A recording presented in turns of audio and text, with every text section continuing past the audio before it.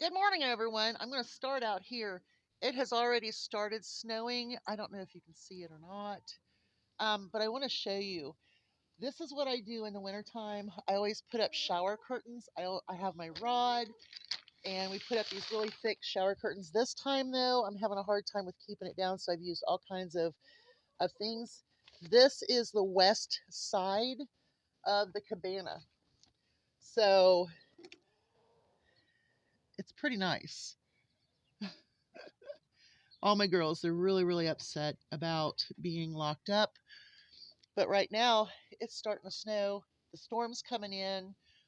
I got up before daylight, had them set up with food, waters, and treats, and all of that. Their heater's still working. I went up and checked on the guinea pigs, gave them some treats. The other chickens in the barn, they've got the barn a mess, but they have everything they need. Solomon's good. I have him an extra bucket of water in the guinea pig barn next to the heater. So I have jugs of water up in the guinea pig barn sitting around the heater that's up there to keep water so I don't have to. Um, Being prepared for winter like this is something. And if we don't get prepared for things like this, some of us will not survive. And I'm talking about the four leggers and the little feathered two leggers. Um, Now, I did hear the hawks back here this morning. I see a couple blue jays messing around.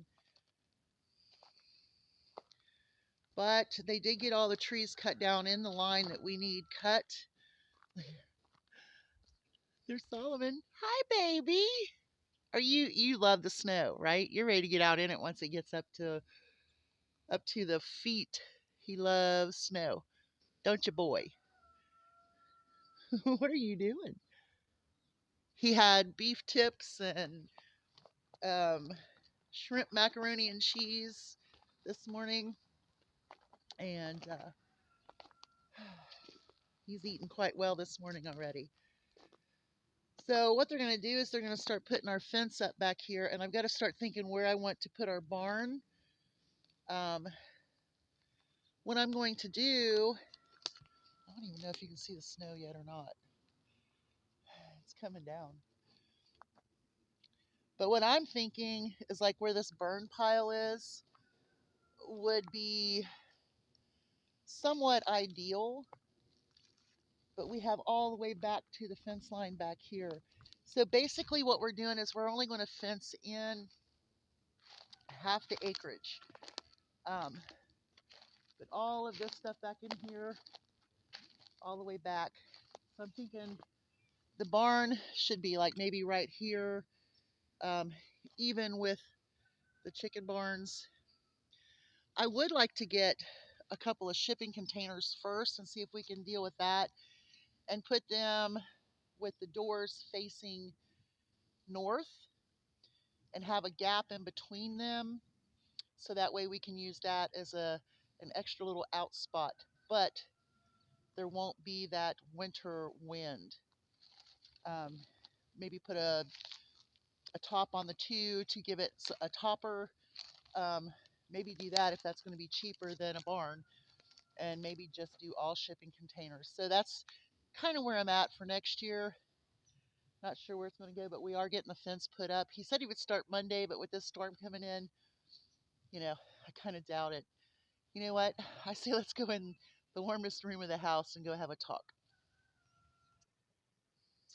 Okay, now we're in the warmest room of the house. My fingers are absolutely froze. My toes are froze. It's really cold out there. And as soon as I came in, I started a cup of water to make me another coffee. And I looked outside and it is really coming down right now. I look back there at Solomon. He's ready to come out and play, but he's out there catching snow. God, I love that dog. Lily was mad at me because she heard me talking as I was coming around, and she didn't understand why she didn't get another treat. So I got to take her some granola bars and some freshies out. I gave her her goat pellets this morning because I really want her to focus on some of the other things in her diet. Okay, how do I prepare for winter such as this? I start preparing for winter in summer. I start preparing for winter the winter previous by clearance in the spring to make certain that I have all of those winter items that I don't want to have to pay full price for the next season. I have plenty of the de-icer for dog paws. I always wait like at Tractor Supply or at Farm and Home, a few other places, sometimes Kroger. I can find the uh, pad friendly ice melt, and that's all we use here on the sidewalk because my Great Danes are very sensitive anyway.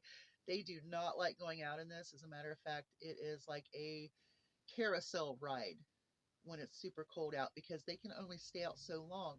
And sometimes they forget, um, they want to sniff around because we do have a stray cat that well, actually, there's probably three of them out there. Three have already been seen. Um, and so I feed them every night in the igloo over here on the east side of the house. And so they're always smelling around. Well, when it gets really super cold, they'll start that smelling around, and then they'll start, ooh, wait a minute, because they do not handle the cold very much. So they have to go in and thaw out, and then go back out and go potty. And then, of course, when they go in and thaw out again, then they have to do the other potty. So when it's super cold, I am in and out of this house constantly. That's why I wear lots of layers. I have a couple layers on that I had on the day before, but that's because these layers are so good. Um, I'm just putting on my work clothes every morning, and that's what I'm calling it. I'll discard one and put a different one on. Now today I put on a collared shirt because of the wind and this really crazy weather because I know I'm going to be going around a lot. One thing that's going to hold really well for me this year is the fact that I've got the guinea pigs in the little barn, and I have a heater in there that I can put extra water up there so I don't have to carry my jugs of water or Solomon's bucket of his next bucket of water. I don't have to. Now, when it comes to preparing for my animals, obviously extra foods. You got to have it. Some high calorie foods, some really nourishing foods. But being prepared for winter here is an absolute must. I have to make certain that we do not need for anything when a storm is coming like this, and then I give it 3 or 4 days because it takes a long time to clear out these roads. Now, our road is a bad road, but it's also a mainlining road, which means it goes from route to route, and um, it goes from one route to another. It's kind of like the shortcut through. And so the county and the state both come through here. So once they start getting this hill done, we're pretty good until you get out to the other side. There's fields on both sides and it goes east to west. So the drifting over the road and then that constant um, wind and snow and everything hitting that road, it makes these roads out here crazy, icy. But preparing my house, I make certain that I have starches. I make sure that I have my fruits and vegetables. I make sure that I have plenty of soup, rice, beans, um, snackies that we like. But I also make certain that we're going to be okay if the electric goes out, if the water freezes, if something major like that happens, it's not going to be such a toll on us. There's always a plan, there's always extra of things that we can utilize to keep us warm or ways to cook. Very important. Um, Now, foods that I recommend in like emergency situations are quick foods. Anything that you see that has quick on it, instant rice is quick. Okay. Your microwavable cups of stuff, that's quick cooking pasta and rice. You add some hot water to it, let it sit, boiling water to it, let it sit. It's going to cook quicker than a regular box of pasta or a regular long grain rice. I always believe that you should have quick, easy foods. Quick oatmeal. Always have the packets. That way you don't have to fiddle fart with sugar or any kind of sweetener or anything like that. Um, I just believe quick foods are good. Now we're going to tell you that this week at Kroger there are some great pantry stock ups. Spam's on sale, Denny Moore's on sale, and I'm going to tell you there I did see a 50-cent off two coupon in my digitals for the Denty Moore. So not only are you going to save $1 on each one, but you'll save a quarter on each one as well. Um, you have the dehydrated potatoes this week. That's a great stock up. Pasta sauce $1.49. Kroger pasta was $1 this week, so if you needed to get it, it would be cheaper than at the Dollar Tree. I always like to make certain that what I'm spending is going to be a bigger ounce, a better product, and cheaper than Dollar Tree when it comes to those things. Yes, you can go to Dollar Tree and buy all the $1.25 stuff that you want, um, but if you're getting a bigger amount and it's cheaper than the $1.25, that's what you want to do.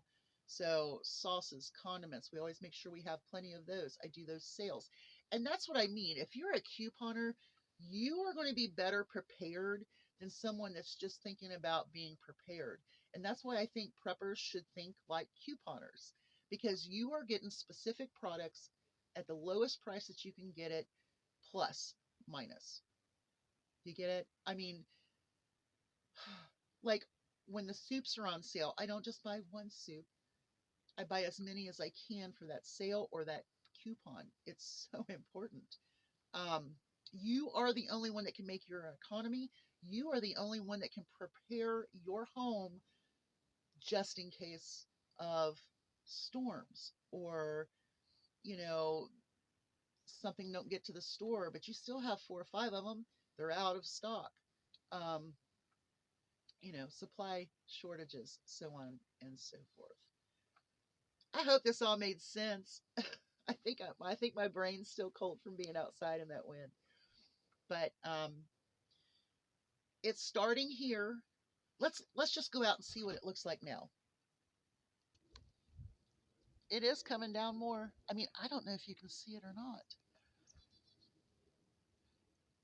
In my shirt, you can see it on my shirt. Let's see. I saw the neighbors scrambling past couple days getting wood in. There you go. You can see the road. You see my car's already covered. Y'all have a great day. Hugs from a distance. Stay warm, stay safe, and look at Kroger for those great pantry stock ups this week. Bye, y'all. Hugs from a distance.